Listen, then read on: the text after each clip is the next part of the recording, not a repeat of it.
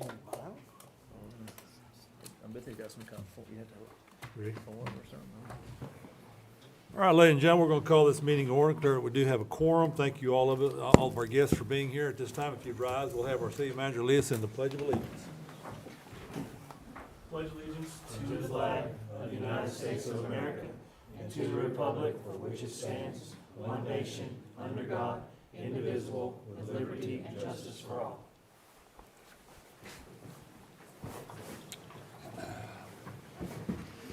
Item 4, discussion possible action on removal of any item from the consent agenda.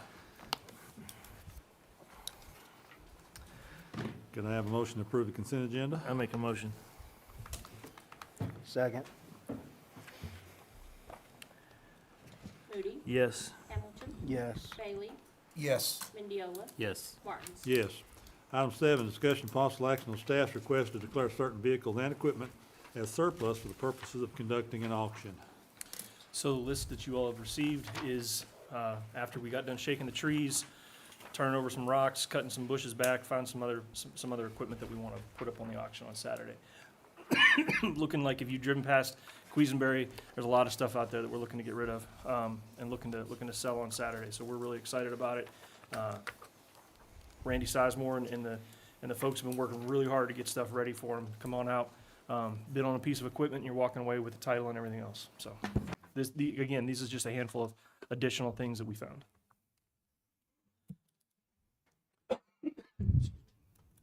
Well, I make a motion to declare the list of items as surplus. Second. Moody, Yes. Hamilton, Yes. Bailey, Yes.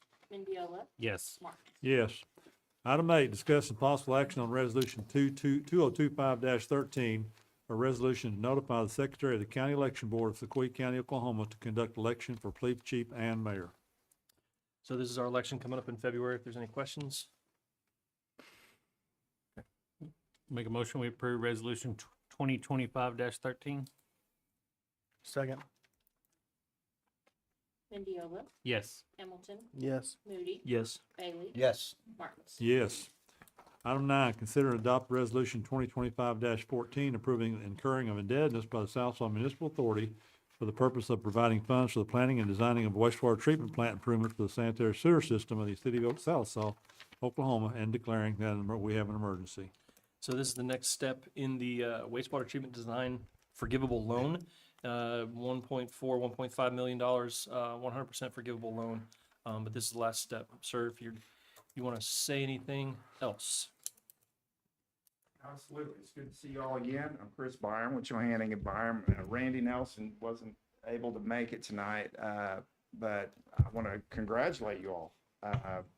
We received the full funding we requested. The purpose of this resolution, because the way the Oklahoma Water Resources Board handles these federal funds, they have to classify them as a forgivable loan.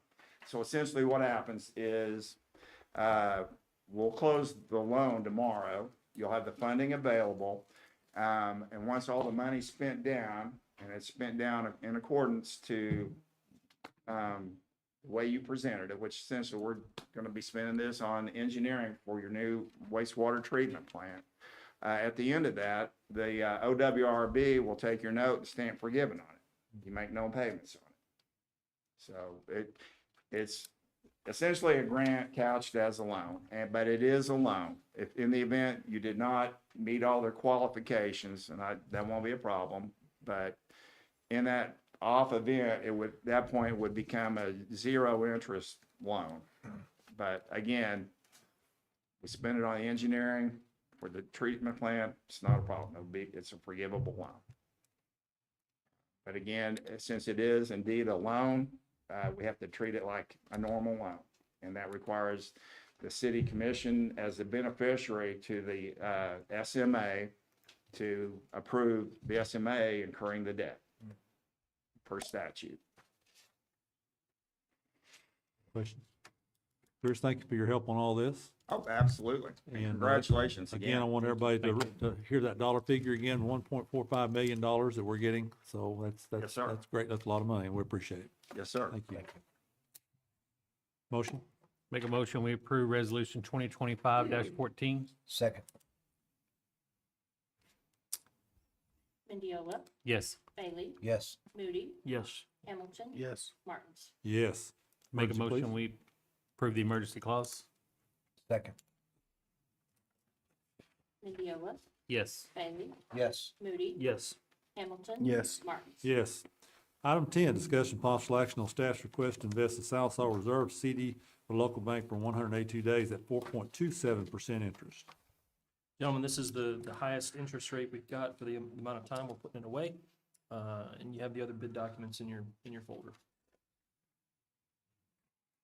I'll make a motion to approve to invest the CD with local bank for 182 days. Second.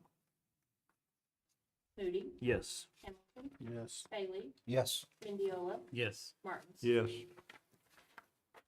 Item 11, discussion and possible action on purchase order number 106834 issued to Piney Mountain Industrial of Walden, Arkansas in the amount of $52,700 for the rehab of lift station number 1.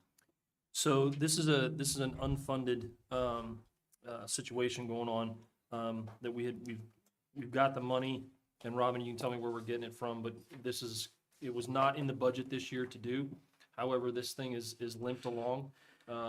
We don't have to completely replace it. We're just going to do a rehab of it, but the parts that we're rehabbing, these are parts and pieces that aren't made anymore. So if it would break, it's not only the downtime, but also the building of the part that we've got to do. Matt, where am I missing stuff here? What am I missing? Replacement pump, discharge part of the station, the components, control box. This thing was built in the 80s. I mean, it's obsolete. You cannot get parts for it. The lift station tech actually had to build parts for it last time, and he told us there is no more. There's no parts anywhere to be had. Nobody makes them. And it's like you said, it's limped along long enough, and it's time for it to be brought up to date. And where is lift station 1? Behind the high school, it's the deepest, biggest one that gets the most flow. It gets the high school, middle school, Richland Estates, Redbird Center, and everything in between Don's Mobile Homes and JT Stike. Yeah, so it's also where we just put all the Redbird Estates. So it's the biggest, deepest, and it's probably the one that has the most demand on it. So again, it gives you trying to paint a picture of the urgency for this. What's the time frame? As soon as it gets approved, I'll get a hold of the tech.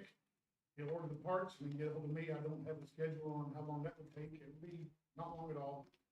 But as soon as he gets the parts, we'll get it scheduled and get it done. So, and we're doing this in-house, this is the parts, this is just the parts and pieces. Part pieces, pump, and actually the installation of all of it. Yeah. We'll have to pump it down, get it clean as possible as far as a lift station can be. And actually somebody will have to leave lower down in there and plug it and clean it out. And the tech will get down there and do what he does. So how does that affect the residents? If it's not fixed and everything, we will have to manually pump it, which is actually won't affect the residents any until it does back up. Well, I mean, when you shut it down to put the new parts in, is it I gonna? will, yes, we will plug it and then we will manually pump it out of the manhole that's directly behind it into a bypass valve. Okay. Yeah, there will be. no- Bypass in the system. So Yeah. bypass is normally a very bad word, Not on the ground. not on the ground. Bypass, Yeah. bypass the discharge part of the. Okay. I just wanna make sure we weren't gonna, No, shut down no. the residents. There's not a no pooping order going out for the western Okay. part of the city.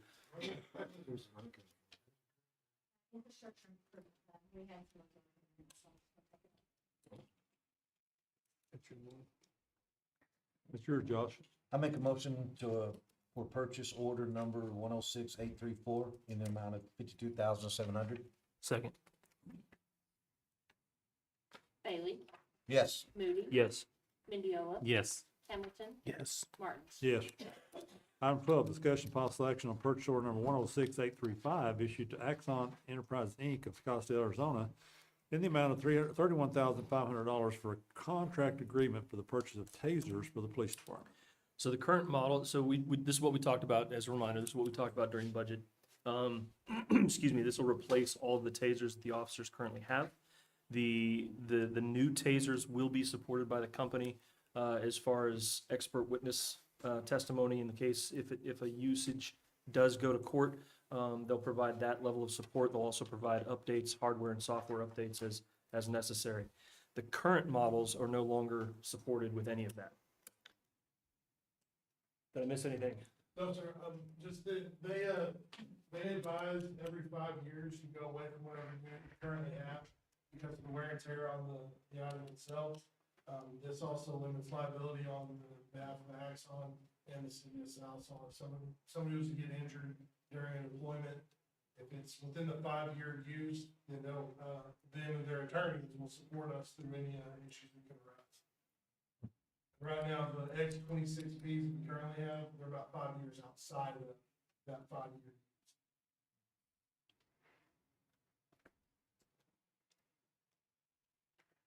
Pretty good. Make a motion, we approve purchase order number 106835 in the amount of 31,500. Second. Mendiola, Yes. Hamilton, Yes. Moody, Yes. Bailey, Yes. Martins. Yes. Item 13, discussion possible action on purchase order number 106836, issued to Northwest Transformer of Oklahoma City, Oklahoma, in an amount not to exceed $30,000 for repairs and/or replacement of various size transformers. So this is, you'll see in a couple of other items tonight, just replacing storm damage. What else are we replacing specifically? Old transformers from bad, and we got no truckload to install. This was already here before the storm came. So they're a little bit renowned, remanufactured and sent back to us. And we'll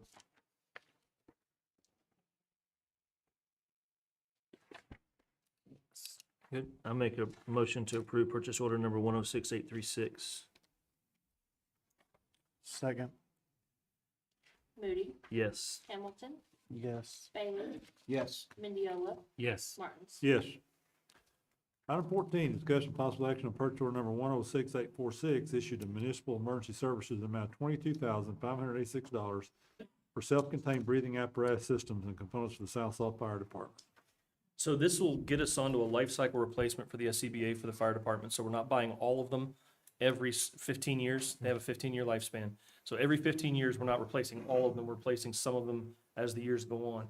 There are currently ones that are not 15 years old that these will replace. The ones that are not 15 years old will be handed down to the water treatment plant and the wastewater sewer guys, if they have to use them in extremis.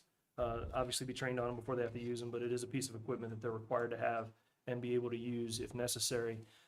Again, this gets us on a life cycle replacement. The fire departments are still good, but these will get us into the situation where we're not buying all of them at once. I make a motion to approve purchase order number 106846. The municipal emergency service amount of $22,586. Second. Bailey, Yes. Moody, Yes. Mendiola, Yes. Hamilton, Yes. Martins. Yes. Item 15, discussion possible action on purchase order 106847, issued to Repcom International LLC of Venice, Florida, in the amount of $25,245 for the purchase of a sewer camera. So this will significantly upgrade our sewer camera. If you've ever seen our guys using the one they currently have, they have to have a tarp or something over their head so they can actually see the screen, and that's on a cloudy day. So this one has a much better screen, a much easier, more user-friendly graphical interface. The camera itself also has a locator on it so that we can swing a locate and see exactly where the end of the camera is and not just guess where it is. Hey, we played out 50 feet. We think it's 50 foot in a straight line that way. This one actually has a locator on the head of it as well. The good news also is that we're paying in part by grant funding from OMAG. So this isn't the 25,000 isn't the city's bill. It's 15 is the city's bill. We've got a $10,000 grant to help pay for this.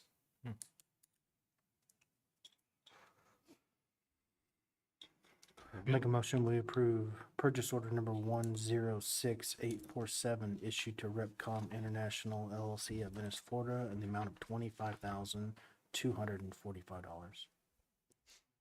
Second. Hamilton, Yes. Moody, Yes. Bailey, Yes. Mendiola, Yes. Martins. Yes. Item 16, discussion possible action on purchase order number 106876 issued to Hug and Haul Equipment Company of Muskogee in the amount of $36,432 for the purchase of a Bobcat D2OS-9 forklift for the water treatment plant. Gentlemen, this is the forklift for the for the water treatment plant that was briefed during the budget retreat. The forklift that is currently at the the water treatment plant will move down to the garage for their use. And we did budget this, didn't we? Yes, sir, we did. I'll make a motion to approve purchase order number 106876. Second. Moody, Yes. Hamilton, Yes. Bailey, Yes. Mendiola, Yes. Martin. Yes.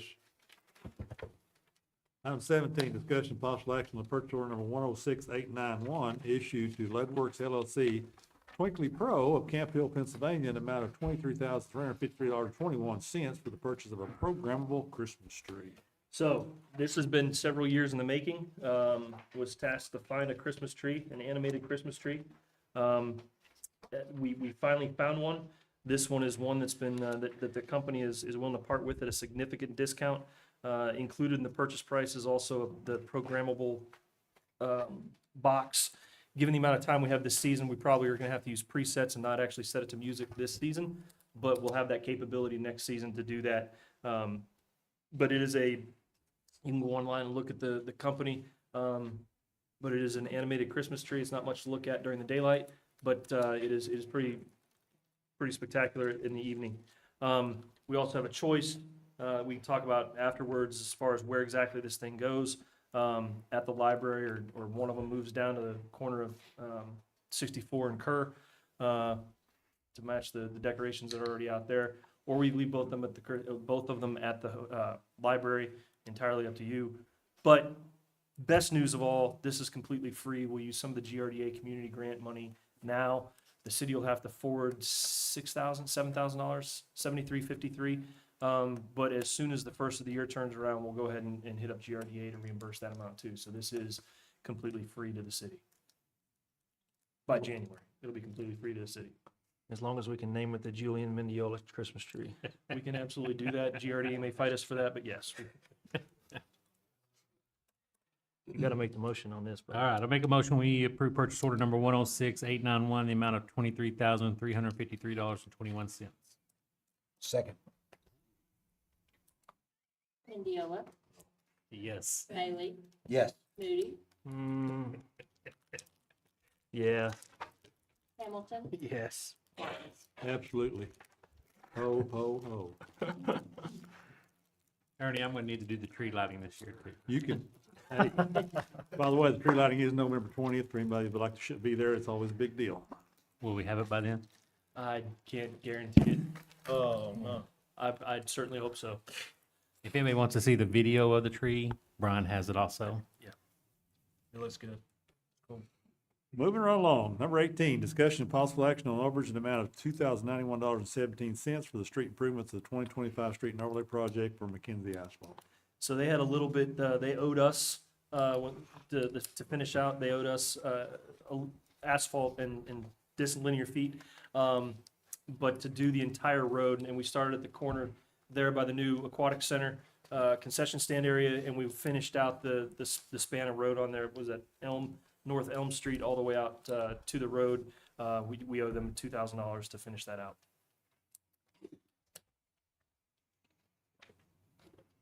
Good. Make a motion to approve the overage in the amount of $2,091.17. Second. Mendiola, Yes. Moody, Yes. Bailey, Yes. Hamilton, Yes. Martin. Yes. 19, conduct a public hearing regarding proposed ordinance that will limit or restrict poultry-related commercial activities on ag zone land within the city limits of Sallisaw. Before we start that, let me read some guidelines to you, please. Rules for public hearings. Only citizens that sign up prior to the meeting beginning may speak. Limit is 10 citizens as the time is limited for this item. Each citizen is limited to 3 minutes. Citizen comments must be and remain on topic, specifically with the commercial activities of this ag zoned area. After citizen comments, commissioners may ask follow-up questions to which citizens may respond. This does not count towards time limit. When the hearing is complete and no more public comments may be made on the topic. So we're going to start with the item A, which is here from Billy McHenry, and we had no one signed up to speak. So Billy, will you go first?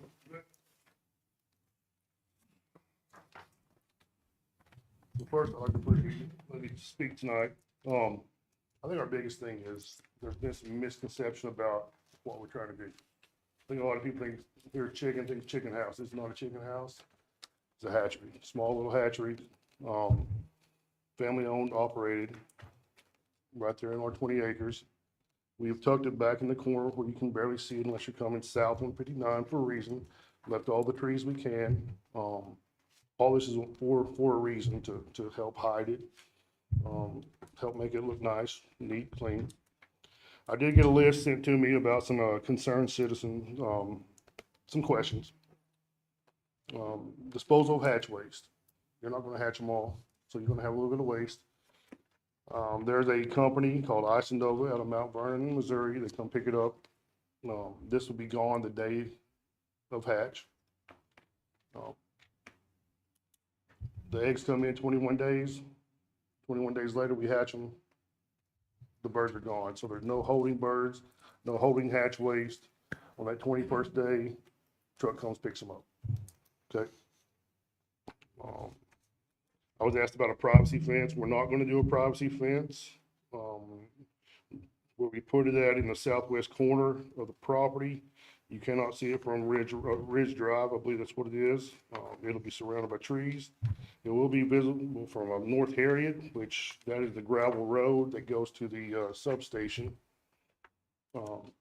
My understanding, all that property is, that's not city owned, is flood zone. Should never be an issue there. The 8 acres between my property where we're building it and Emmanuel Baptist, we own that as well. We own 8 acres.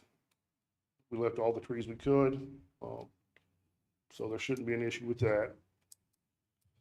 Out front on Wheeler side of it, once we get it finished and built, we'll set up a nice landscape, make it look good. We'll plant trees. I don't know if you guys ever noticed our property 6-7 years ago before we bought it.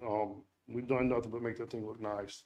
And we work hard at it to make sure it looks good when we pull in there. We have people come in, visitors. We want it to look good.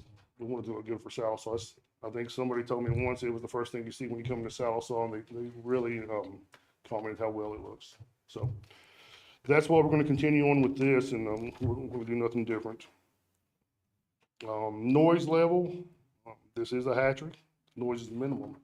It's going to be, I mean, we don't have big equipment. We don't have any machines. It's all going to be quiet, enclosed. That should not be an issue. Hours of operation, it'll be 8 to 3. And we're talking about, we're going to be hatching 1 day a week. There's a lot of stuff goes on inside that day, you know, the 21 days, but we're only going to be hatching 1 day a week. The size of it, we're building a 120-foot by 160-foot building. Be a metal structure. I think some of you guys may have a picture of what we propose it's going to look like. It'll be nice, and that's without the landscaping around it, but it'll be a nice building. Like I said, the exact location was the question, southwest corner. I've got some drone pictures for you guys to look at as well. Extending the sewer with the question. Yes, I would like to extend the sewer. I think me and Chris talked about that one time before. With approval, whatever it may be. If not, there's other options as well. I added a few other things that I would think as a citizen, I would want, you know, traffic. What are you going to be doing with truck traffic? It's going to be loud. Are you going to have a lot of trucks? We're going to have 3 a week. We're going to have an egg truck coming in, a chick truck going out, and then the Isonova truck coming to pick up the hatcheries. 3 trucks a week. So your third truck will be eggshells, Correct. chicks that don't make it? Correct. Okay. Correct. Yep. Smells. This is not a chicken farm. We don't hold these guys. I mean, they hatch within 5 hours. They're on a truck and they're going to the farm. So there will not be any smells of you think a typical chicken house or things like that. So and it's all self-contained. It has to be for the biosecurity, and we'll get into that in a minute. Like I said, it's totally self-contained. Everything's washed, disinfected, clean. Employees have to change clothes to come in. We're gonna, I mean, I worked at Avian for 18 years. They're probably top line of biosecurity. And that's where I learned and was taught. So we're gonna operate it similar to that. Visitors, unlike Avian, we will be able to allow visitors come in, 4-H, FFA, things like that, as long as they follow our biosecurity rules. State certified, I've already been in talks with the state. That was one of the first phone calls I made back 6 months ago to the state. Said, hey, I want to do this, I want to build this hatchery. They explained everything I needed to do for them. Basically, we're approved to build it. We'll get certified so we can sell product out of it. Second call I made, this is not on here, second call I made was to the city. I actually came to the office, sat down and said, hey, I want to build this, can I? About 2 weeks later, I was told yes. There's nothing that says I can't.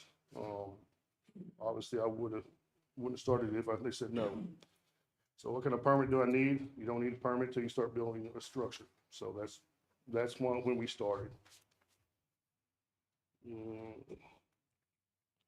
Employment, currently, right now, we are dedicated poultry service in Sallisaw. We operate 5 or 6 other businesses, but currently out of our office, we employ 21 people in the Sallisaw area right now. We have office in Virginia. We're in 9 different states. We employ quite a few folks around the country, about 470 team members total. We're going to be able to bring 10 to 15 full-time jobs with this hatchery to Sallisaw, paying at $18 to $20 an hour, which is pretty good pay for this area, I believe. I believe that's really all I have on that. One other little thing would be, I know we revised the ordinance. And I appreciate that. The 200 feet from the side to rear is something that I was questioning on a little bit. So the option is, as we get into this discussion, the option is to approve one of your 2 ordinances with a change, and that change would be the part that Mr. McHenry's talking about is a minimum for hatcheries setbacks, a minimum of 200 feet from any side or rear property line adjacent to residentially zoned property. What we would change that to is add residentially zoned property by a separate owner. So Mr. McHenry owns the residential property directly south of his ag property. That would allow him to build this on property he owns. The original intent was to set it off from housing areas. And we're not building it on that 8 Right. acres. We're not gonna build nothing on that 8 acres. That's not our plan. Our plan's already set up, and if you look at the pictures, you can see where it's gonna go.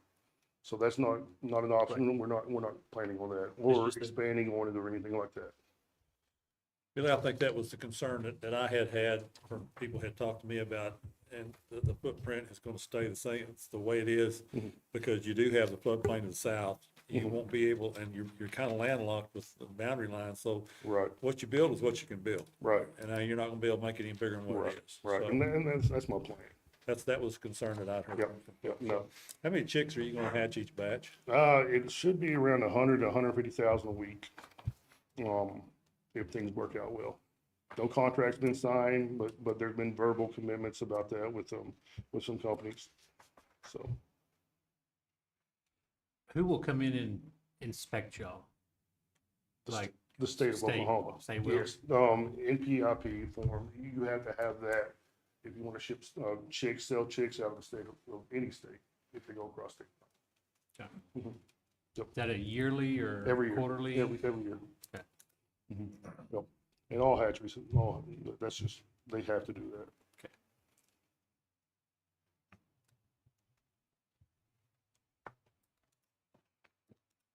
So am I correct in assuming that hobby-sized farms are already protected?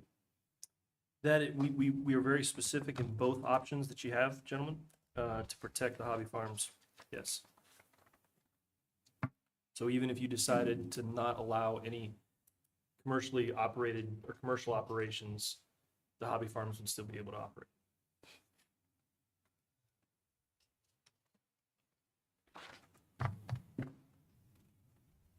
questions? For Billy or for the discussion? For Billy or for the discussion? You have questions for him? No. Thank you. We're good. Thanks, sir. Appreciate it. Thank you.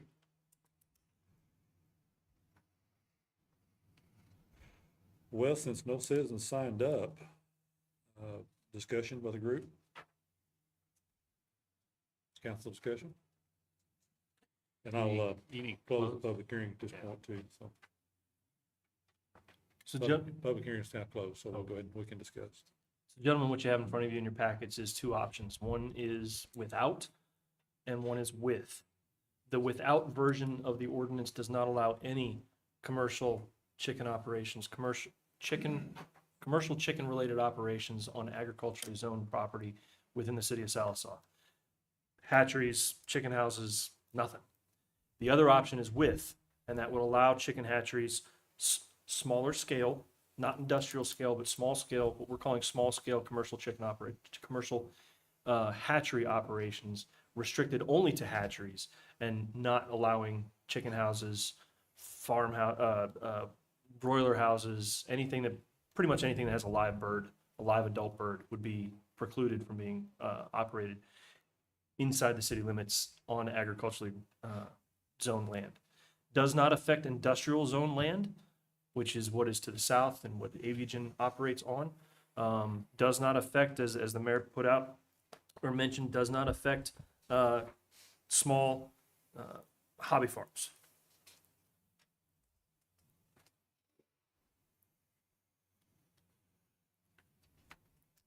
So those are the two options in front of you. And I'm obviously in a position to take questions as well. Am I correct in assuming that, and Billy, I appreciate your presentation, and I trust you're gonna do what you say you're gonna do. I guess the concern is if any business or any operation in the city limits becomes a nuisance in any way, shape, or form, we have laws that deal with that, correct?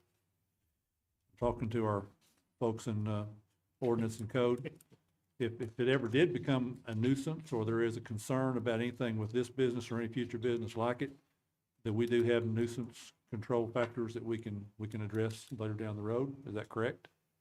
So that's correct. Given our animal control ordinance, it is as well reiterated in both versions that you have here, as far as paragraph F, number 4, is nuisance controls. And it specifically states that facilities shall be maintained to prevent noxious odors, excessive noise, unsanitary conditions, or the attraction of vermin. Continuous noise from poultry or equipment that interferes with neighboring residential use is prohibited.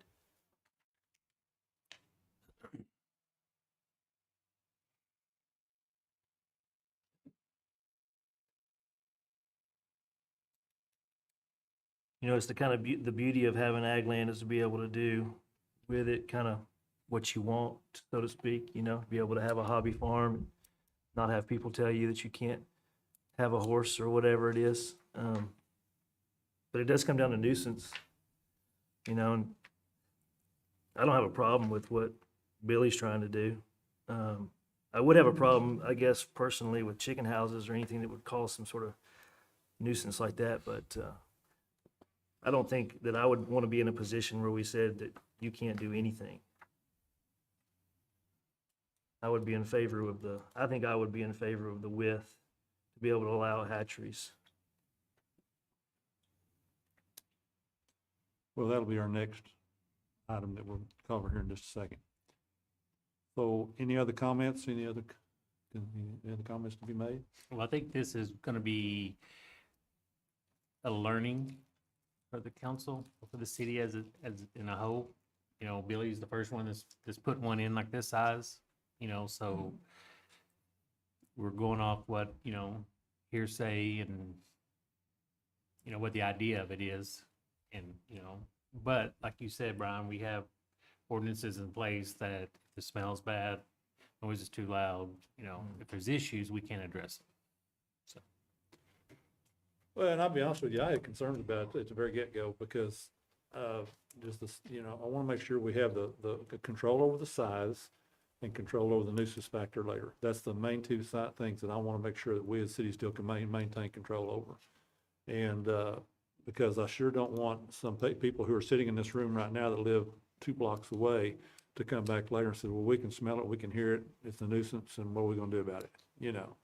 And so I think we just treat it like any other nuisance that we have, and we treat with it and go on. So, I mean, we got it in the policy in writing, don't we? Yes, sir. So, I think even the state restricts how big that hatchery can be depending on the size of acreage that it's,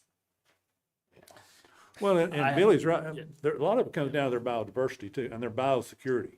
You know, that, they are real, you know, that, the size of factor is coming down to the biosecurity on any of these poultry facilities like that. That's why avians are 2 houses at a time.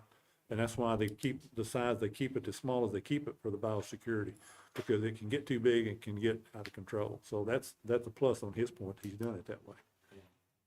When it comes to hatcheries in particular, I was unable to find anybody at DEQ that could give me size.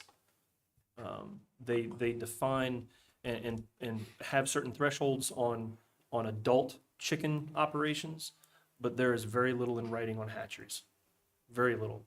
And I got passed around from the ag extension to DEQ to a couple people in DEQ, and they couldn't answer the question. Billy, what's your time frame? 1 year?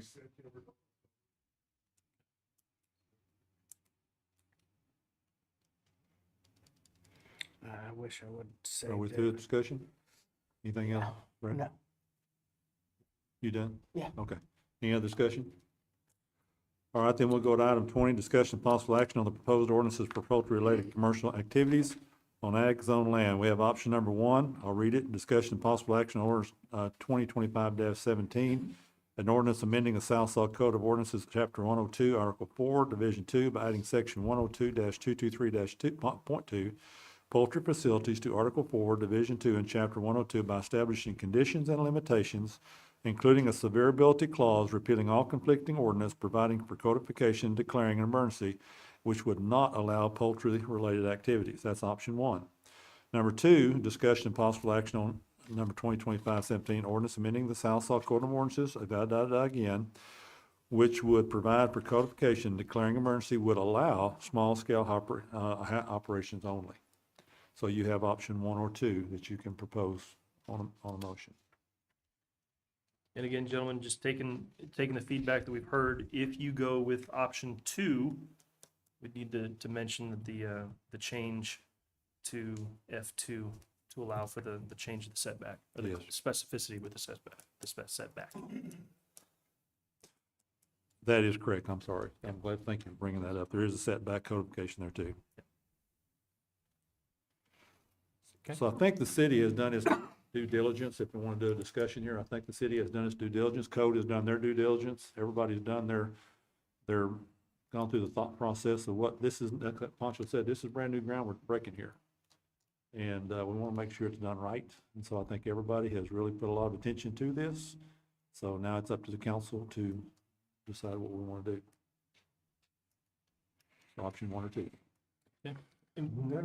Well, and we do, to speak to Commissioner Hamilton's concern, we do set a restriction in here of no more than 1,200 square feet per acre of property. So we do take that extra step and restrict the size by property. And that is in line with what Mr. McHenry's planning on building. I want to say that I could have sworn I've seen some ag codes when I was looking, and it was 1250. Okay. The state put on it, which was higher than what we did. So we're well within. See that in one of our codes?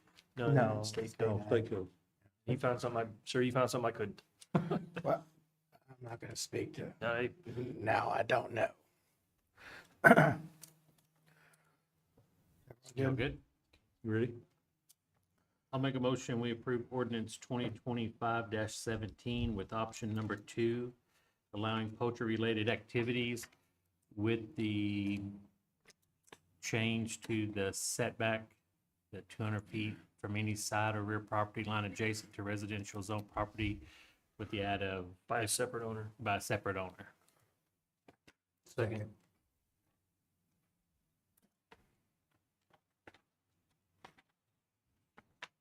Mendiola, Yes. Moody, Yes. Bailey, Yes.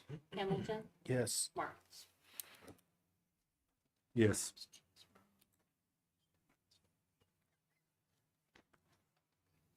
All right, number 21, presentation regarding Diamond Net migration away from traditional cable. Now we're really gonna have an interesting discussion.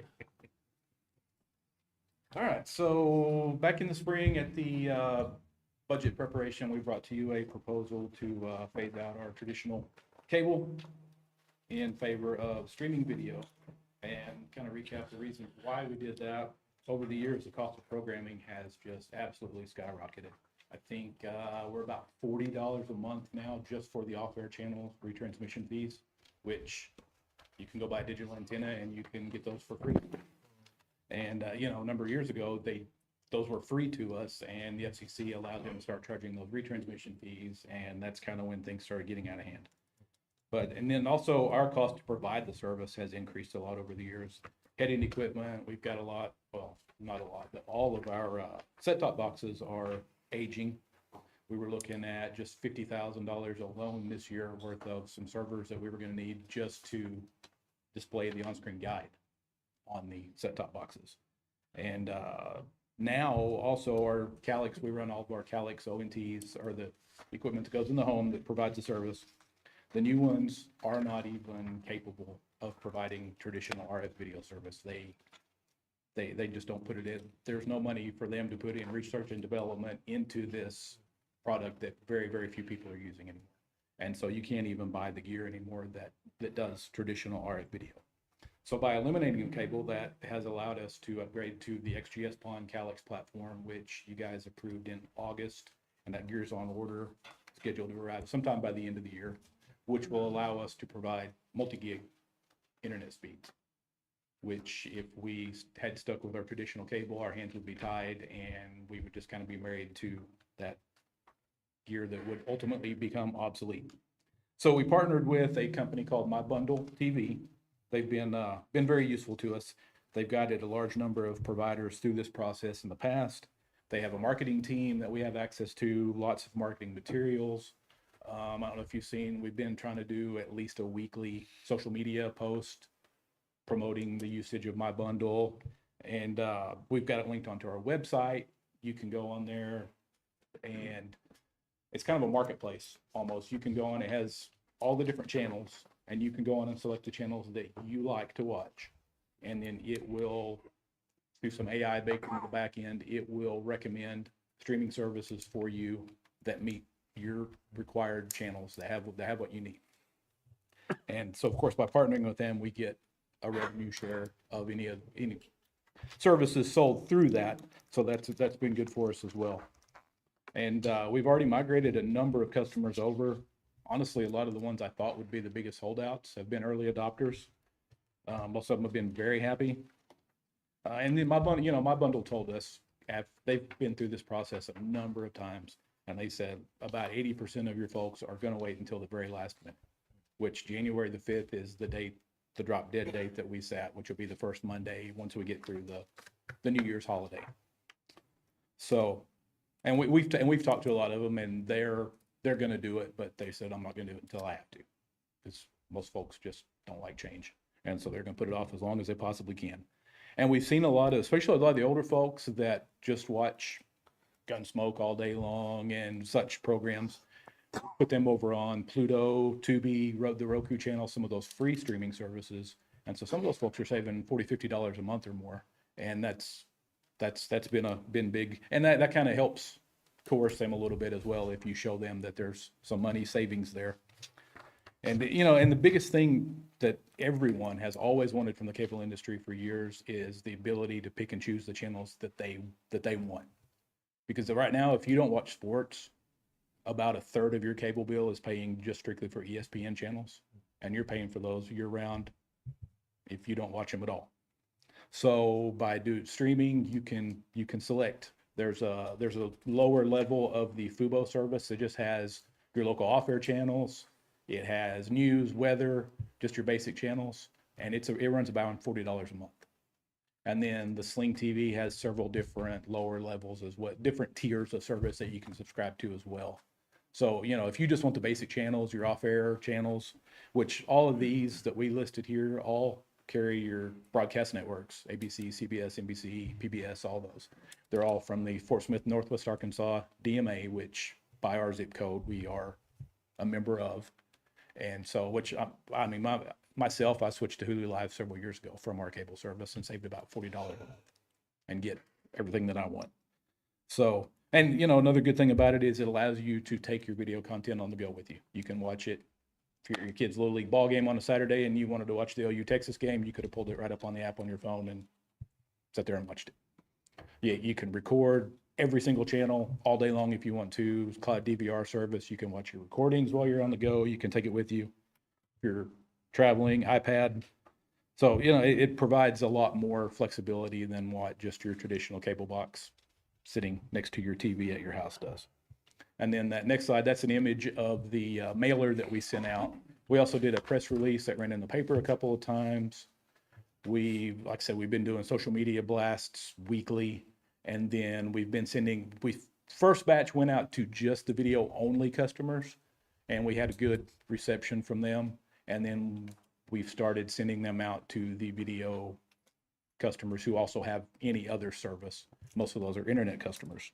And a lot of those we're hearing from, most of those, if you already have internet service and video, most people are just watching sports and the off-air channels, and they're streaming everything else. So it's not a big leap for those folks to just, you know, a lot of them are paying for the lower level of Hulu, so they just subscribe to the Hulu Live that gives you all of your live local channels and very closely mimics our current channel lineup. And we, through my bundle, we have the ability to run some promos, which you guys authorized for us to kind of put some money in escrow with them basically.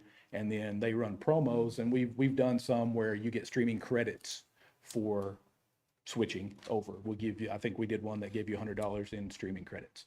So you could use that for 6 or 8 months, however much of Netflix, or a month and a half of YouTube TV, or, you know, however you want to use those. And we're gonna run a bunch more of those as it gets closer. Black Friday is a big thing now for streaming as well. Lots of these different streaming services offer really, really good deals for 6 months, really low prices. So that'll be a good time for these folks to utilize these streaming credits. And then even going forward in the future, we can use promo stuff through the My Bundle as well. If you want to upgrade your internet speed, we'll give you $50 in streaming credits. Or for all new customers in a particular month, we'll give you $50, whatever it may be, of streaming credits that you can use as well. So if I could you go back a slide, please, Ben? So really want to hone in on this, the cost comparison, the cost savings. So if you're a cable-only customer, you're paying about $110 a month right now. The alternative, if you switch to streaming, your Hulu Live will cost you about $90. Your basic streaming service will cost you $40, $40. yeah, the lower levels that just. So there's $130. So, and that's with Hulu Live. That's with all your live channels. If, like Clint said, if you just want to stream some of the older shows, and you're not really interested in the local channels, you could save $50 right off the bat. Because with the Hulu, with Sling, with Hulu, you're getting all those cable channels. You're just not getting the live channels. So if you are a cable and internet user, you're paying as little as $160 a month. Switching to this can save you up to $80 a month. Switching to, again, not live TV, but if you already have streaming service, so we're not buying that, we're paying $110 for cable.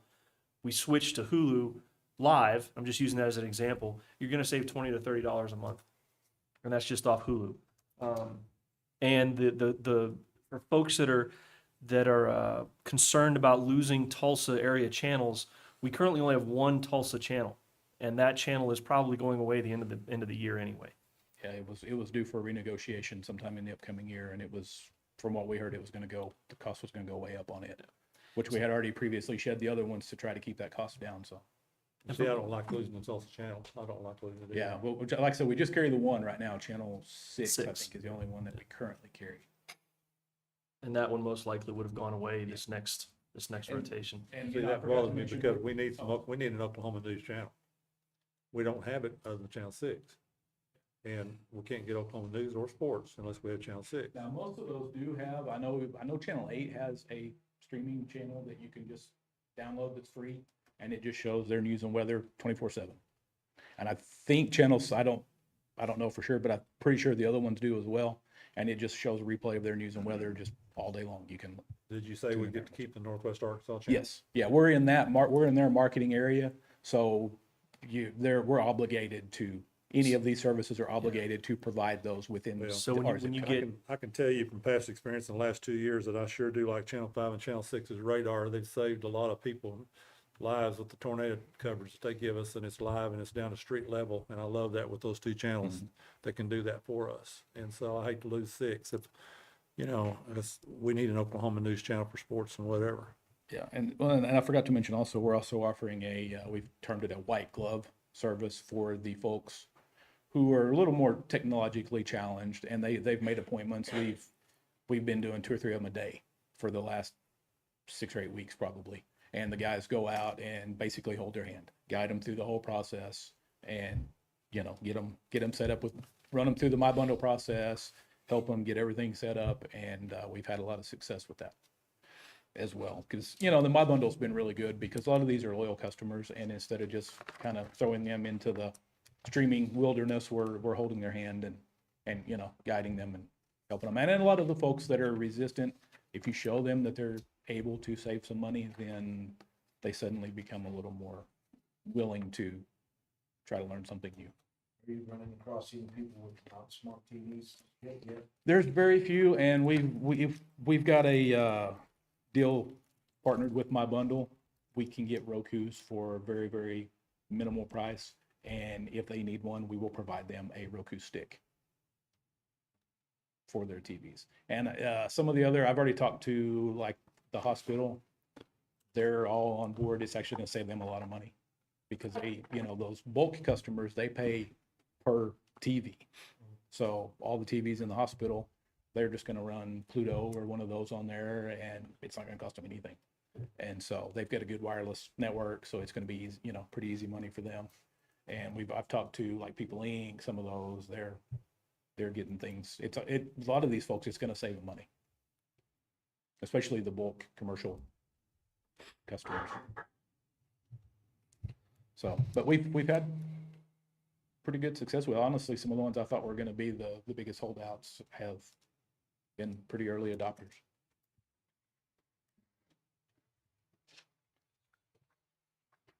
Any other questions? Thank you. All right.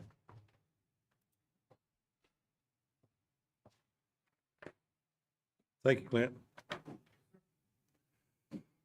Okay, item 22, conduct public hearing to determine the property located at 213 South Adams as a public nuisance, case number 10-25-2C, condemnation of a dilapidated structure.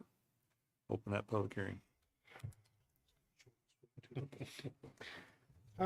Structure at 213 South Adams is a mobile home that was destroyed in a fire September the 12th. Upon visual inspection, it revealed that the heat of the fire caused extensive damage to not only the exterior walls and the roof, but was also hot enough to cause damage to the frame. Spoke with the owner just this afternoon. They are very optimistic that they can get this cleaned up fairly quickly. It is requested that this council go ahead and declare as a nuisance and order the abatement. That should the need arise, the city can step in and complete the abatement in a timely fashion. Any questions?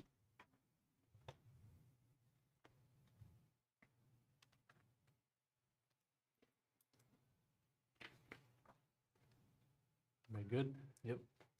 Make a motion, we approve case number 10-25-2C, declare a public nuisance and direct staff to abate the nuisance. Second,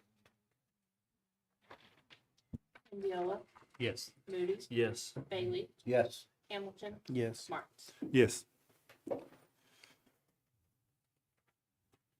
Item 23, conduct public hearing, I'll close that here on that one. Open hearing on terms of property located at 620 South Mulberry as a public nuisance.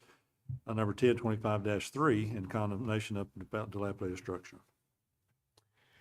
This wood frame structure has been unoccupied and without utilities since March of '23. Owned by Pedro Ramos, who has been sporadic with his repairs. Despite the windows being boarded up, the building remains unsecured under the open rafters on the back side.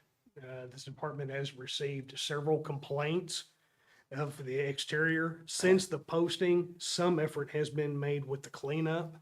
However, no contact has been made with Mr. Ramos. Most of the outside, I would say some of the debris that he had piled up has been removed and taken off by Kirby, but there are still items that remains.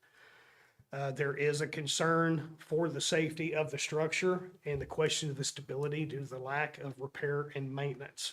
And it is requested that this council also declare this structure to be a nuisance and order its abatement. We've had a lot of complaints about this structure for several years. It's been ongoing for a long time, and it's been difficult to figure out what to do with it and who to do it with. And so this has been an ongoing situation with this house and lots of the neighborhood folks have complained about it. So it's time to move on with it, yes. Speaking with one of the neighbors on that note, the neighbor said that and they would see him come in, work some on the interior, but they never noticed, there was no consistency on his scheduling. Of when he was never known to when he may or may not be there.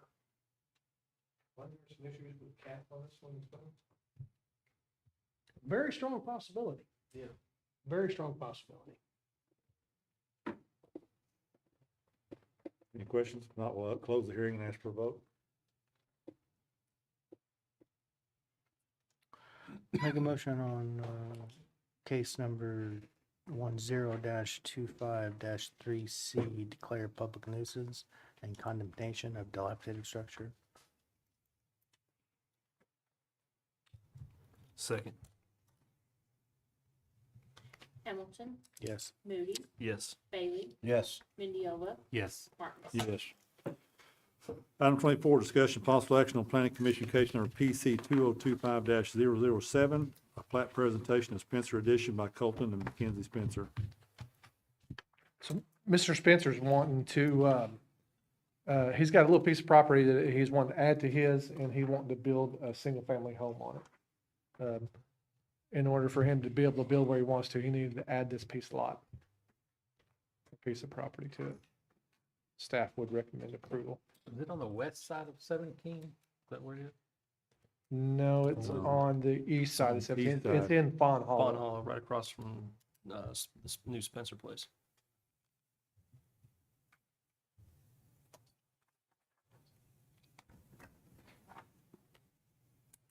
All utilities are available. He's ready to pull trigger when he All right, I make a motion to approve planning commission case number 2025-007. Second. Moody, Yes. Hamilton, Yes. Bailey, Yes. Mendiola, Yes. Martins. Yes. Okay, 25, discussion possible action on planning commission case number PC 2025-008, a rezoning request from Ag 1 to One Family Residence District R1 by Colton Mackenzie Spencer and ordinance number 2025-19, an ordinance amending the zoning map of South Saw and declaring an emergency. So this obviously goes with that. This is taking this lot that was previously unzoned to match what is currently with that zoning in that, on that subdivision. So he's just making it a whole lot, and the whole thing in one zoning. All right, I make a motion to approve planning commission case number PC 2025-008 and ordinance number 2025-19. Second. Moody, Yes. Hamilton, Yes. Bailey, Yes. Mendiola, Yes. Martins. Yes. I make a motion to approve emergency clause. Second. Moody, Yes. Hamilton, Yes. Bailey, Yes. Mendiola, Yes. Martins. Yes. Item 26, discussion possible action on planning commission case number PC 2025-009, a plat presentation of June edition by Richard Looper Construction LLC. So Mr. Looper bought this property and his intent is to break this into 3 lots and build single-family homes on these 3 lots. If I remember correctly, 2 of the lots were 1.3 acres and the other lot was 1.9, roughly. And utilities are available. This is the one that was on the west side of 17. Yes, sir. Okay. This is down, it kind of goes down where Pinto comes down and makes the curve. That's where those 2 lots on Pinto is going to be, and then there'll be one on Arabian.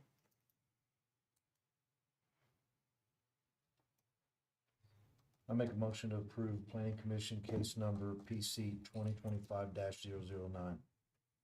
Second. Bailey?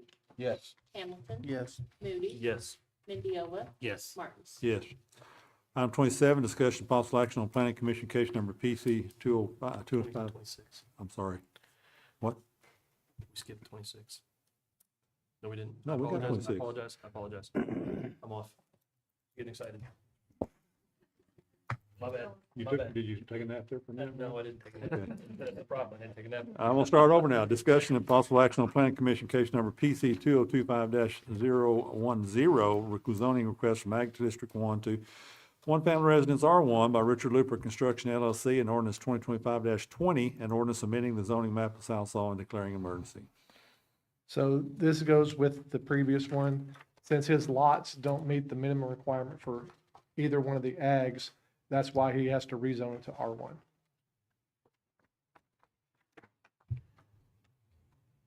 I make a motion to approve planning commission case number PC 2025-0110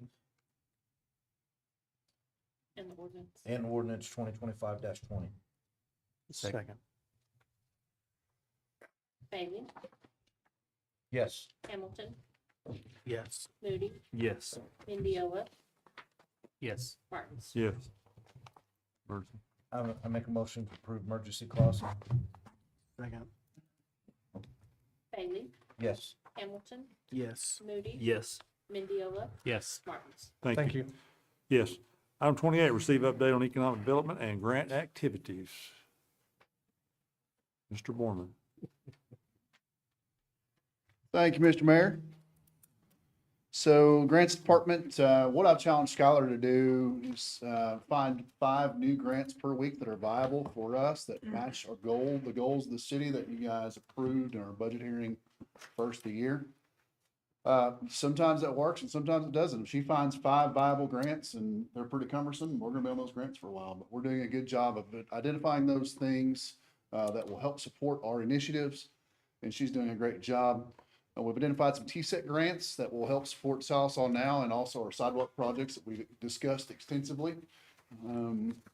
Department of Transportation has a TAP grant, Transportation Alternative Grant, that we plan on applying for to go along with that sidewalk project, working with several community partners, including the Cherokee Nation and others, to help fund those projects. OMAG Sewer Can, we've already talked about. Working through our UPREP and OWRB grants. Our UPREP is for our comprehensive master plan. Some of you have already taken part in that. It's going to be a year-long process, so we've started getting bills from them. So we're doing drawdowns on that grant funding, and Robin and I are working through those to try to get those reimbursements done. Arts Council grant, we'll be applying for it the next couple of days for the Red Autumn Art Festival. It's coming up November 1st, October 31st, November 1st, and so we'll try to get some funding for that. Of course, we had our Workforce Development Summit this past Friday. We worked with the ICMA for a grant for it, along with the Strata Foundation. We partnered with the Carl Albert State College, Southside Public Schools, GRDA, Merrill Bonding. I'm trying to remember all of our sponsors, so don't leave anybody out. Oh, and of course, the SIC and the Southside Chamber were all partners, and we put on a successful event. It's an inaugural event to work through workforce development challenges and really find out, how to get our labor force participation rate up. You guys have heard me say this 100 times, outside the dollars and cents of a company looking to locate here, workforce is always the next biggest concern. So how do we get people to work? How do we upskill our people? How do we put them in positions and make more money and improve economic development? So We've been working with Oklahoma Emergency Management from the storm from last month. You guys know it created quite a bit of localized damage. We have by proclamation, I used the right, it was proclamation, right? Yeah, by proclamation, we declared a local disaster, which entitles us to $100,000 worth of grant funding or public assistance funding for some of that infrastructure that was damaged for us. I think we had 10 poles and we had a whole bunch of overtime, had some electrical components. And so it's a 75-25 match. So once we can show all the damage, we'll be entitled to 75% of that reimbursed to us up to $100,000. So it's an extensive process, but it'll help us get some reimbursement for that storm. So we're working through industrial expansions, which is exciting for both Avian and Millicent. As you guys have talked about and discussed and worked through over the last several years, with growth comes its own set of challenges. Those challenges for those two particular companies include a industrial road and electrical expansions. You know, as Avian and Millicent expand, their capacities are going to be requiring more and more for the electric. We'll be working through that. And the Cedar Street improvements, you know, we've discussed that several times. 2018, I think we had 2 studies done, one through Triad Engineering, one through Scott Neal. You know, back then, I think the project was a $6 million project. Who knows what that'll end up, you know, with inflation and post-COVID world, right? So those are mission critical. You start thinking about, you know, where we're at, where do we want to be at in 25 years? That's why we're working through this comprehensive master plan. Maybe we'll have some better ideas of how we can fund those things or what that looks like for our city. But I challenge this group to continue to look at those things and look at those initiatives to help make those improvements and expand those companies. Main Street Fall Festival was this past Saturday. I think it was largely a success. I'm sure a lot of you were out there. It was a nice day, beautiful day, lots of people. I think they doubled the amount of vendors they normally have. So it was a good event, and I'm proud that they put that on every year. My department will be out of the office at the end of this week. Skylar and I will be going to Fort Worth for the OU EDI for the final leg of that. We talked about that, I think, a few times, but this will be the final leg, and we'll both have graduated through that program. So with that, I'll take any questions. All right. So what's the latest on Ollie's? Ollie's will open up October 30th. And they've made good progress. I don't know if you've been by there, but the sign's up, shelves are in there and being stocked, work's being done, the floor's polished, looks really good. And I think you can touch on the second part of that project. Are you going to talk about your section? Yeah. Okay. Keith, I'll let Keith touch on the second part of that coming up. It'll be under his umbrella. So, yeah. But yeah, October 30th. Seen no groundbreaking south of Quick Trip. So we are still in talks with the hotel group. You know, we've been at the negotiation table several times. You know, they initially expected to break ground this fall. I would think early spring. You know, assuming everything goes to plan. You know, we talked about before, I think it may be at budget hearings, that we were going to come back to this group with a list of incentives that they're going to want. And that's going to be up to you all, whether you want to approve it or wait for another group. The bottom line is we have a leakage in hotel hospitality. People are going to other communities. They're going to Fort Smith, they're going to Van Buren, they're going to Poto, they're staying there and spending the night there and spending their money there. So if we want to indirect economic impact, we're probably gonna have to incentivize it a little bit, but it'll be up to this group to decide if that's what we want to do. So So the bottom line, one of the things we're struggling with there is you get to a $12 to $15 million project, interest rates. They have not fallen as fast as we and developer hoped. So that's a real big stumbling block right now is interest rates. We hope, using a very weak word, we hope those continue to fall and makes us more attractive, because right now we are a risk. Putting hotels up in rural areas is a risk. So they're looking to minimize that risk, and with interest rates very high right now, we're still a pretty good risk. So if those fall, still cautiously optimistic that this is gonna happen. Y'all have heard me say it, I think this is the first domino to fall. Once we show that a hotel can be successful here, we have a leakage, so it's not I firmly believe this is not if you build it, they will come. I believe I have a waiting list and they're ready as soon as you open the door. This will be the first domino to fall in a lot of good economic development and expansion in that area.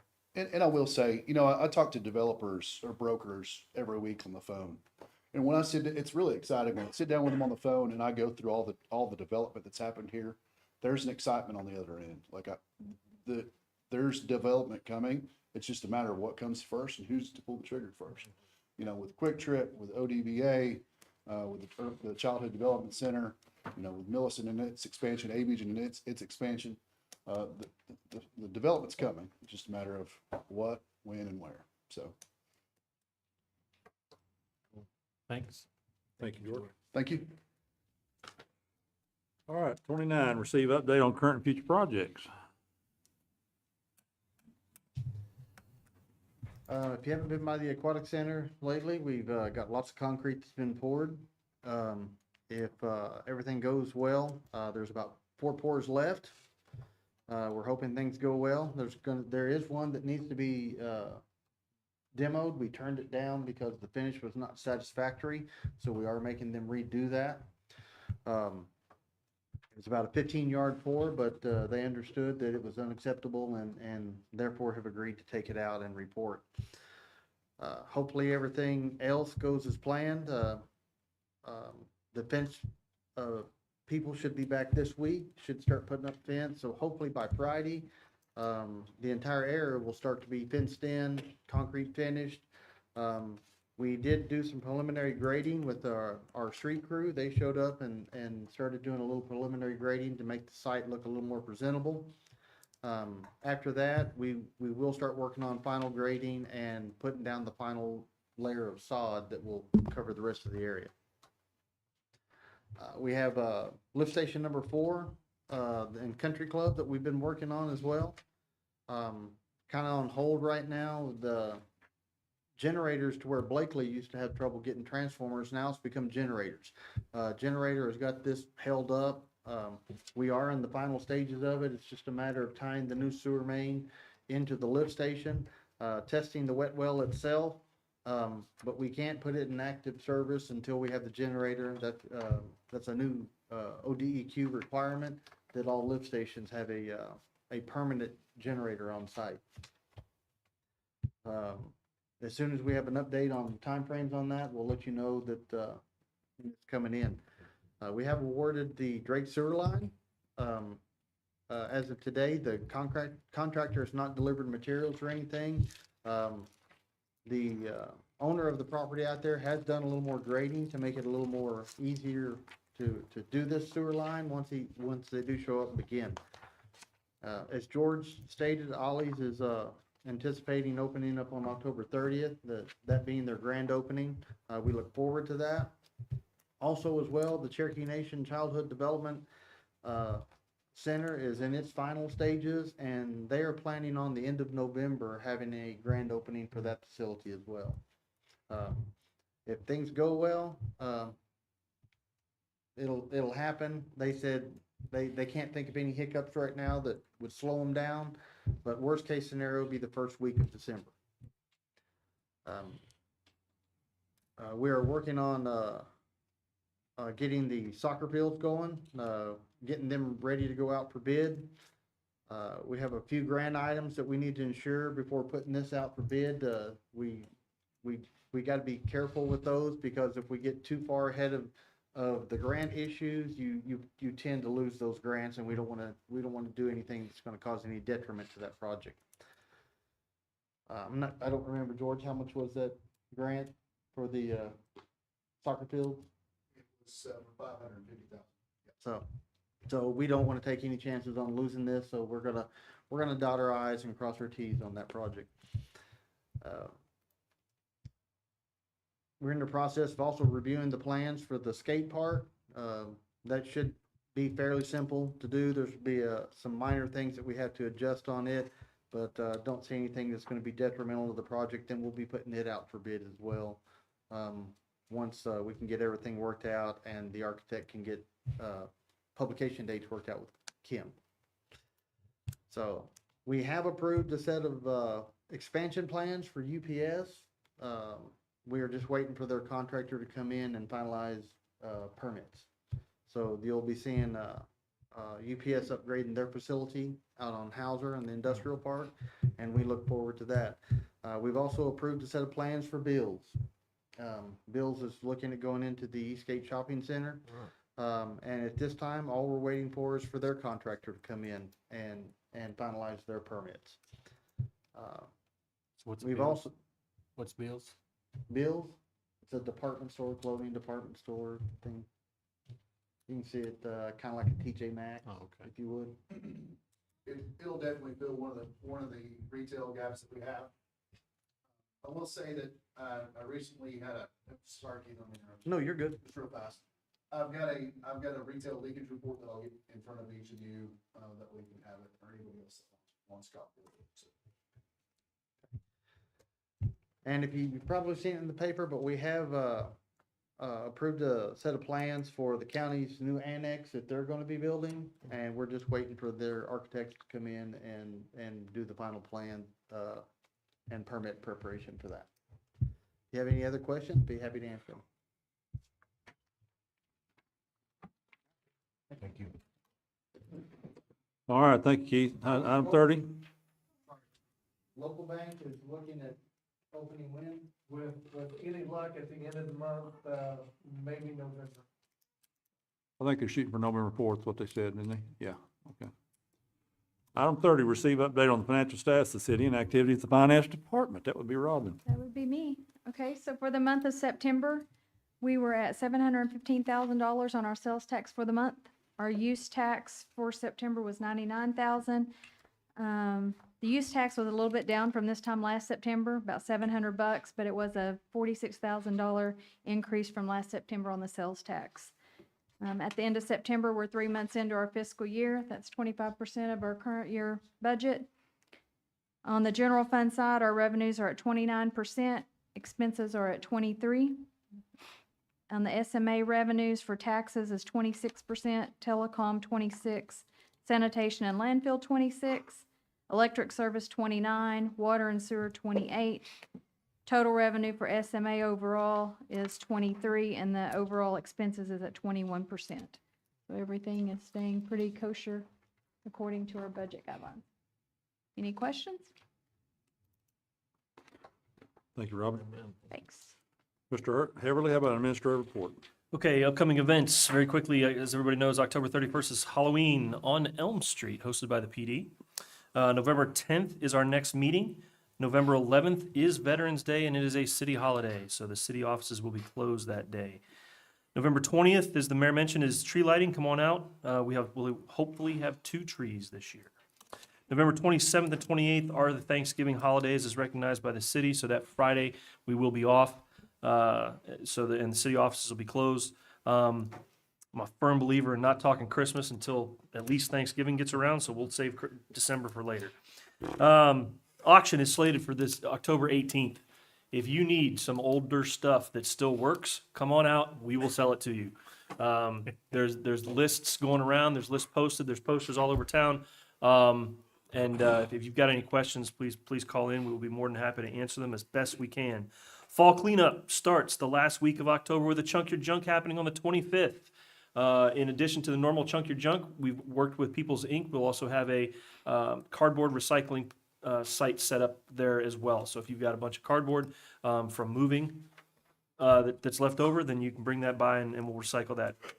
That following week, Monday through Thursday, because we're going to get maximum time for our employees to get out and enjoy the Halloween festivities with their families as well. So Monday through Thursday, the city, we're going to take a pause on everything regularly scheduled. Emergencies will still respond to, obviously, but our crews will be out in the parks, ditches, and roadways working through to get our parks. We've got some deadfall that's been down for a couple years that we need to get hauled off. Salisaw Creek Park, if you've been out there, there's some pretty big trees that need to come down, so we'll be working out there as well. As far as city projects, AMI, the only thing I'm going to say about AMI is hopefully over the next month, quote unquote, before Thanksgiving, the crews will be back out finishing up the installation of the electric meters and the remaining several water meters. Water meters, just expectation management. If we install everything we ordered, we will still only be about 25% complete with water meters. So we will still, that is going to be an ongoing project over the next several years to do that. We funded the electric meters, which will take care of 95 to 98% of the doors in the community. We funded those with a low interest loan from GRDA. So that is how that is all funded. So at the end of the day, this year, the electric meters will all be AMI, and we'll have about 25% of the water meters will be AMI as well. We talked about everything else on here, so I'm not going to go through it again. I do want to, so two last things. The crosswalk, if anybody cares or anybody knows, anybody's interested, just useless trivia. The notes that are on the far corner of Choctaw and Oak, Here Comes the Sun by the Beatles. And finally, I do want to give a huge thank you to everybody that helped during the storm. Tahlequah, Stillwell, the Cherokee Nation, Red Cross, Marble City, GRDA, the Department of Correction, our own city staff and field crew, and the countless neighbors and business owners and equipment operators that lent a hand in getting the lights turned back on and the city safely back to normal. One anecdote said it the best, is a part of the town that wasn't hit that bad, there were chainsaws going until 10:30 at night. And I can tell you, at that part of town, that wasn't the city, and that wasn't any of our emergency crews out working. Those were neighbors helping each other out, clearing debris, getting branches and trees off of houses. So thank you very much. Again, just an exciting time to see the city come together, outside of the city workers and the city staff, but just seeing neighborhoods coming together and helping each other out. Thank you very much. Sir, that is all I have pending your questions. Questions? Adjourn? I'll make a motion to adjourn. Second. Moody, Yes. Hamilton, Yes. Bailey, Yes. Mendiola, Yes. Martins. Yes. Okay, with that said, we'll go right into the SMA meeting, and we'll call that meeting to order and declare that we do have a quorum. Item number 3, possible action on minutes of regular meetings of September 8th, 2025. I'll make a motion. Second. Moody, Yes. Mendiola, Yes. Bailey, Yes. Hamilton, Yes. Martins. Yes. Item 4, presentation of end-of-season financial overview from Southside Youth League representative. Who's up? So I've got representatives from the Southside Youth League here this time. Don't want to go over, we're running on everything that we talked about last month, but all of that is still valid. The goal is to arrange and sign a new youth operations agreement with the Youth League, all geared toward making that multi-million-dollar facility stay a multi-million-dollar facility. The Youth League has dumped money into that facility as an example. How much was all that sod we just put out? About 10,000. So $10,000 in sod alone, and that was just for the grass. There were Youth League reps out there right next to the parks folks laying all that sod down. We still have 2 softball fields to go. So there's still a little bit more work to be done out there. But the Youth League does help out. They do reinvest in the facility, and that's really what the agreement options that are in front of you tonight. The Youth League's here to answer any questions. Any additional questions that I can't answer. And we will get to that particular thing in the next item. Are there any questions about the financial overview? Again, I'm at risk of rehashing everything we talked about last. Denise, you guys want to say anything about the finances? Any comment?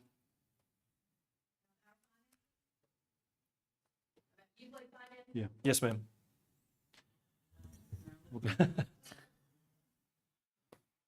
Well, we have you down to make a presentation if you'd wish. That's what I'm going to say, yeah. Okay. We do have a copy of an annual report in your packet. If you want to look at that, that gives us a lot of details of what all, where it came in and where it went. So we have a copy of that, so we can refer back to that if we need to. Any questions for those folks from that document there? Are we good? Well, if that's the case, we'll move on to item 5 then. Discussion and possible action on amending the Southall Sports Complex Operations Agreement between Southall Youth League and the Southall Municipal Authority. Option 1 is exclusive use and option 2 is non-exclusive use. So another dealer's choice here, this evening. What this would mean in layman's terms is that the non-exclusive option, other organizations would coordinate with the city to use the fields if they're available. In both options, the primary use from, I believe it's February through November is the youth league and all of the sports that are played on the youth league fields. That's their primary use. However, if there's a time where they're not using the fields and someone would want to come to us, and I'll use the Phantom Beer League softball tournament, then we would coordinate with the youth league to provide concession stand operators, to provide field support. Because one of the things we did talk about was if this bar league comes in and rips up the fields, then the kids don't have a place to play next week, or it degrades the facility. So we would ask that the youth league, for a fee to this beer league, the youth league would provide equipment as well as manpower to maintain the fields as necessary. And there is a fee in there that would allow them to recoup costs for that. We wanted to stay away from the youth league renting out their own equipment, so that's why that's in there like that. The exclusive use would have that beer league go through the youth league. They would coordinate directly with the youth league, and then the youth league would come to us and say, hey, we've got this outside organization that wants to participate or wants to run a tournament. We don't have a problem with it. They've already agreed to our terms, and which would be gates, concessions, everything else, as well as the field maintenance. So that is really the crux of the difference between exclusive and non-exclusive use, as to who and who that organization coordinates with. Between November and February, they're coming to us, the city, primarily because that's out of, quote unquote, out of season with the youth league. So they would come to us. We would still need to coordinate with the youth league because they do still have right of first refusal for the concession stands as well as the field support. It's also written, both of them are also written to include the new soccer fields once they come into operation next fall. That would allow them to run tournaments and things like that with the new soccer fields as they come up as well. But again, it's the youth league running the concessions, and the other group, if they're going to charge a gate, then they run their own gate and they can get money off their gate. But the youth league has the concessions. Come on up, Did Jen. I miss anything back there? Okay. Come on up, Jim. Come on. You got a question? Yep. Yeah, we do. Come I on need up you here. up here. There it is. We will answer any questions. Well, What? you got to come up here and speak in the microphone. I'm Yeah. sorry. So they can hear you on TV. One of you.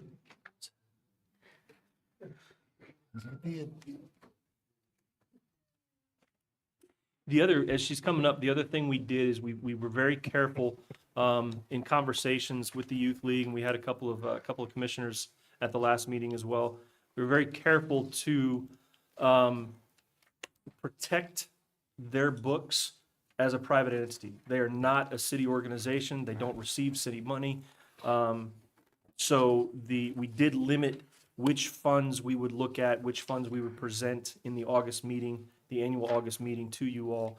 We're not going to get into their operating costs or their funding or anything like that. We would talk about just the two, I think it is, the two line items that would have them reinvesting money into an interest-bearing fund, and then any money that they quote unquote owe us for field fees and things like that. Field fees are still offset by their own contributions. For instance, if you look at the example from this year, they for a half a year they would have owed us $6,600, but they, as you just heard, they put in $10,000 worth of sod. So that's not us owing them money. That's us saying you don't owe us the $6,600.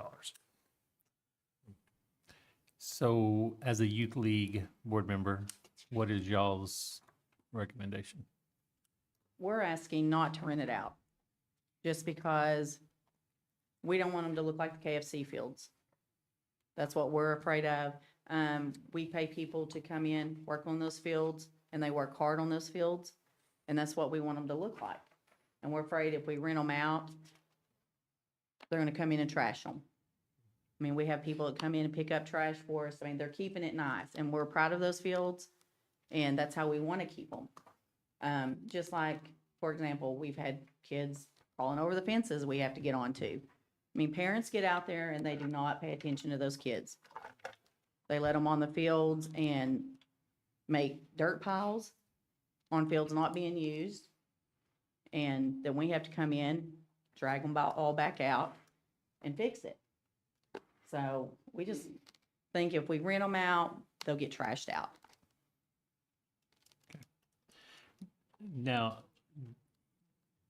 at the meeting the other day, we discussed about if we leave it exclusive for the youth league, that the youth league would have the option to, like you said, rent it out, lease it out, but the youth league would be 100% responsible. Yes, sir.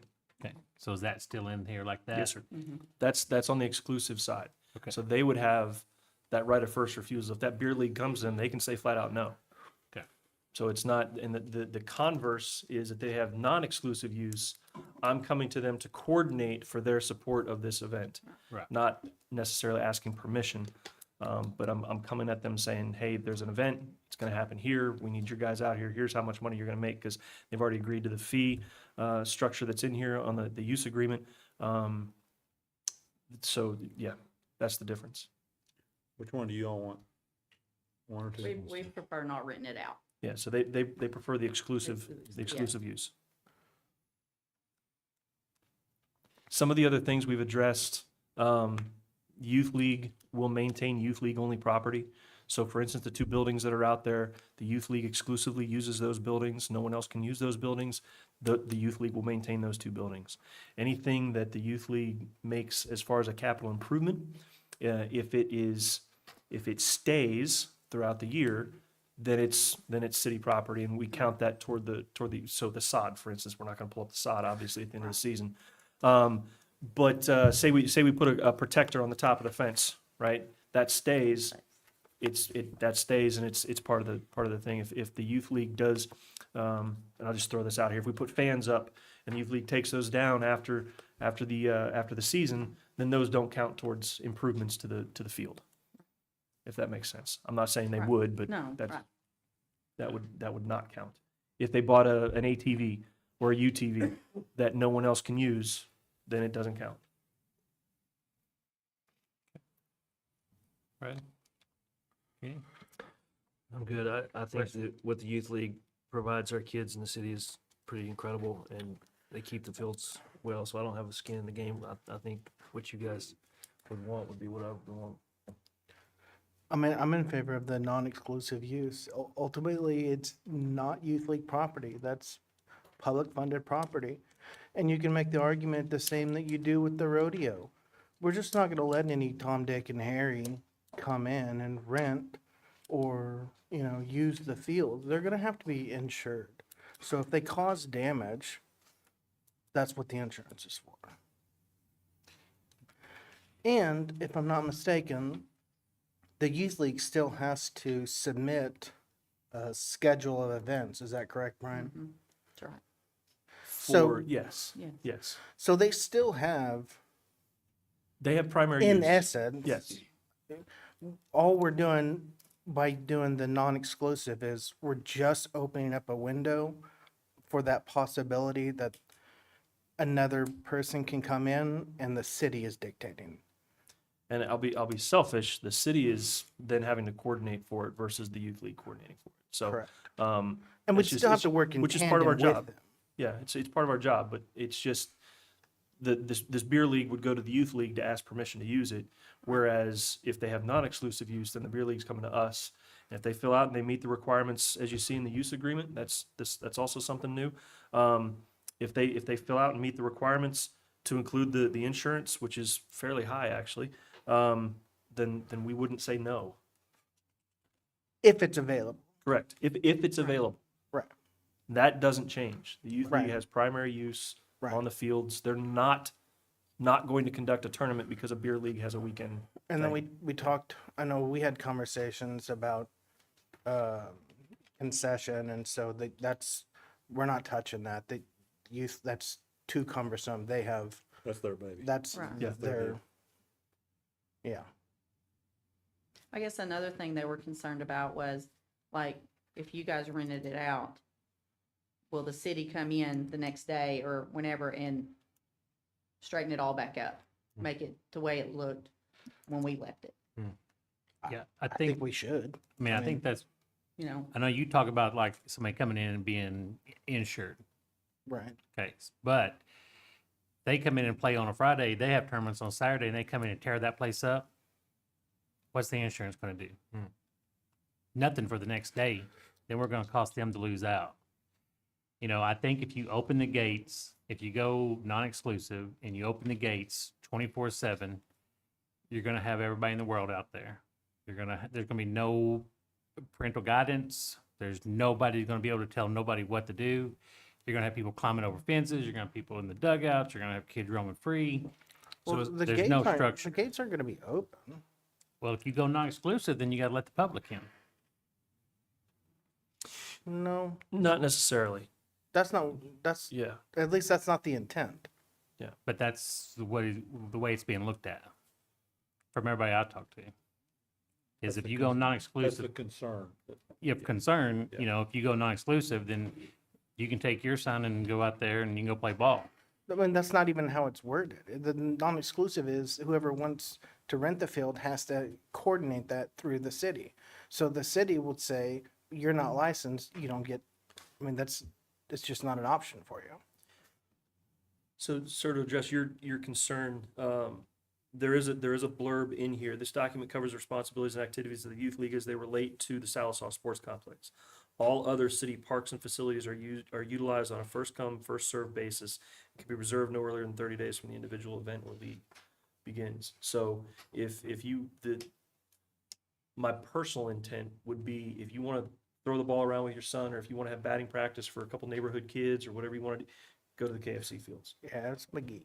Would be my recommendation. But if you go non-exclusive, can you tell them no? You should be able to. Yeah. Yes. The intent is yes. And the way I read it was I feel like the yes. whole point of this was because dad wants to take his kid out there and practice ball. That's where it started. That's where it started. So if you go, that's kind of where everything came from, I feel like, with, you know, talking to Josh, is somebody wanted to take their kid out there and throw the ball and hit the ball. You know, so if you open it non-exclusive, I feel like the community's gonna look at it that it's free to do what you want. If it ain't broke, don't fix it. And it ain't Right. broke. I don't see if it's being broken right now.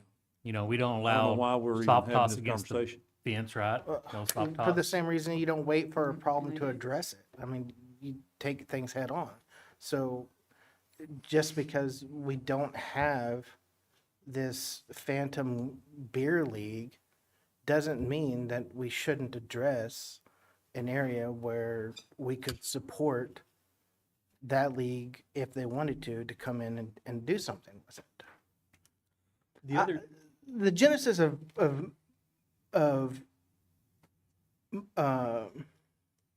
my issue with the exclusivity was not that just tossing the ball around. So I can't speak to that because that's not, the people that I've spoke to, that's not where their complaint was coming from either. Because arguably go to McGee. That's not what we're talking about with this. so we do have a control measure built in, that it's only an annual agreement. So if something comes up, if regardless of which decision you all make, if it doesn't work, or if it doesn't work for the youth league, we can always come back and change it next year. It is an annual agreement that runs through August. So we can do it either way you want, make an assessment and change it next year as well. Again, my focus, gentlemen, is to keep a multi-million-dollar facility, a multi-million-dollar facility. And the easiest way to do that from where I'm sitting is to let them have exclusive use over it. But The decision's not mine, it's yours. So as the motion reads, we have an opportunity to have a motion presented to the council for option 1 or option 2. And that's our choice at this moment with this item on the agenda. So we have an opportunity for motion for 1 or 2, depending on what the group wants to do. Well, I mean, I'm sure everybody knows how I feel. So if you're ready for a motion, then I would make a motion that we approve the agreement with the sports complex operation and the youth league and the municipal authority with option number 1 with the exclusives. And as long as that, just verifying that does say that they can lease it out to the church league, they can lease it out It to allows a high school subletting. field or anybody like Yes, that. sir. That would be my motion. Have a second? Second. Mendiola, Yes. Bailey, Yes. Moody, Yes. Hamilton, No. Martins. Yes. All right, thank you all. Thank you for everything you do out there. We appreciate you very much. You know that. All right, item 6, discussion possible action on proposed Southsaw Sports Complex user agreement and authorizing the general manager to execute the agreement as necessary. That's a companion motion here.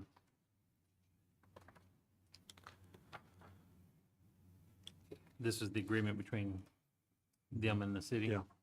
We I'll had make a 2 mo- agreements in there. We had 2 that we had to pick one, so. Okay, I'll make a motion. Second. This is for events, this is not the agreement for Okay. the operations. Right. So, all right, that's what I wanted to make, that's what I was trying to clarify. I'm sorry, yeah, so the number 6 is specifically for the user agreement.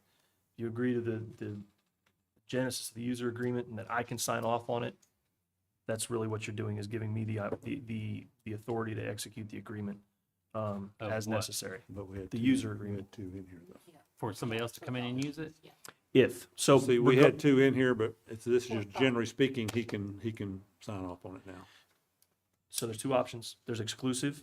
So 2 operations agreements, exclusive and non-exclusive. Right. Regardless of those, from the exclusive agreement runs from February through November. So if this Phantom Beer League wants to come in and have a Christmas thing, they would come to us, have to sign off on the user agreement. So the user agreement is still valid. The user agreement number 6 allows me to execute that versus having to bring it back to you all prior to execution. He becomes the manager. I guess in the youth league contract, it specifies those 2 months that you'll sign So for. what- it's February, February. they have exclusive use, and the primary use is from February through November. Okay, so December and So January. December and January. If you want to have if you want to have a tournament, you're going to submit everything to the city. The city's still going to go through the coordination because they still get the concessions, they still get the field fees, the field maintenance fees, and then the city's just on the hook to clean, like they said, clean up after it and make sure that it's brought back to where it was. And again, That's the main caveat, is that during that period of time, we clean it up instead of them. During the off-season. In that off-season, yes. Those 2 months. but the agreement is something we've never had before. We never had an agreement drafted, and that's what this is. That's that This, 3rd document. and this will be and then they would have to carry a certain amount of insurance. It's the same as the youth league.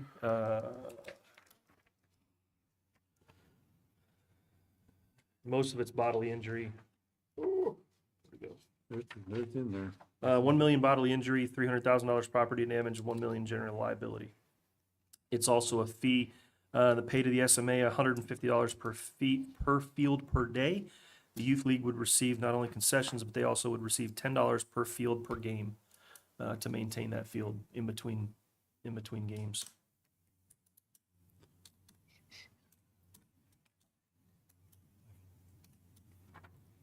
I make a motion to approve Sallisaw Sports Complex user agreement and to authorize general manager to execute agreement with the user organization as necessary.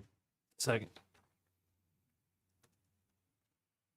Bailey, Yes. Moody, Yes. Mendiola, Yes. Hamilton, Yes. Martins. Yes.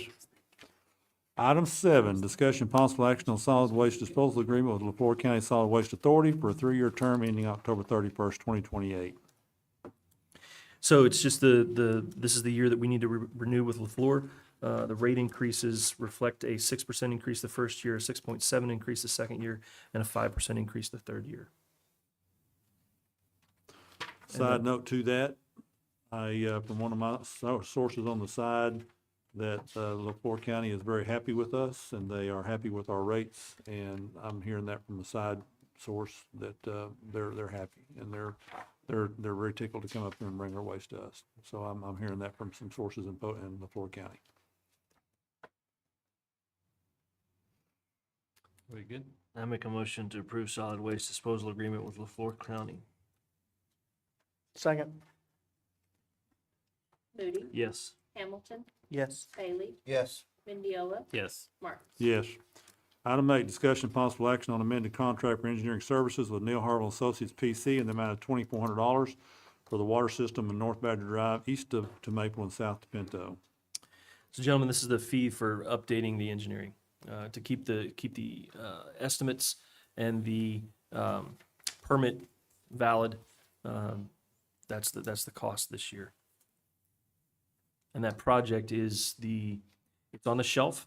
You'll see it again next year. It was on the list we briefed this year, but this would bring the loop from Badger around, actually create a loop and bring it all to 6-inch service, if I'm not mistaken, to include fire hydrants.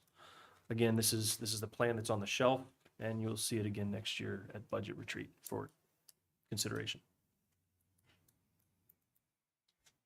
Make a motion, we approve the amended contract with engineering service Neil Harville and Associate PC in the amount of $2,400. Second. Mendiola, Yes. Bailey, Yes. Moody, Yes. Hamilton, Yes. Martin. Yes. Item 9, consider and adopt resolution 2025-07, providing for the sale of a forgivable promissory note of the authority to the Oklahoma Water Resources Board to provide funds for the planning and designing of wastewater treatment plant improvements for the sanitary sewer system of the city of Sallisaw. We've discussed this already. Thank you. So these last two are just repeats of what we heard during the last, during the Board of Commission. We just need to finalize that with an As okay. part of the back. estimate. This is the counterpart. Basically, it's the authority of the SMA actually authorizing the issuance of the note. So, as per statute, I'd like to congratulate y'all once again. And Brian, am I stepping out of line by mentioning that there's one more year left of this program? And we've had some preliminary discussions about maybe trying to fund the balance of the AMI project through that.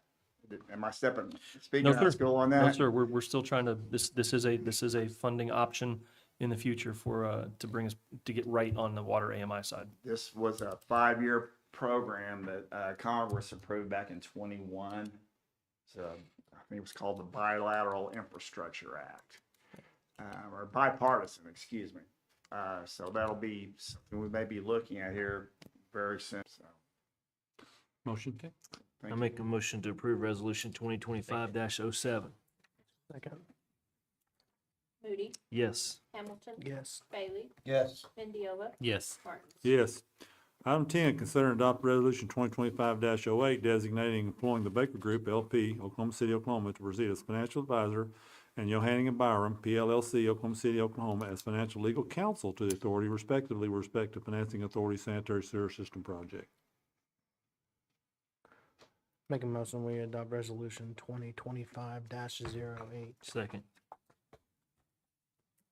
Hamilton, Yes. Moody, Yes. Bailey, Yes. Mendiola, Yes. Martin. Yes. Adjourn, please. Make a motion to adjourn. Second. Moody, Yes. Hamilton, Yes. Bailey, Yes. Mendiola, Yes. Martin. Sure, yes. Thank you all.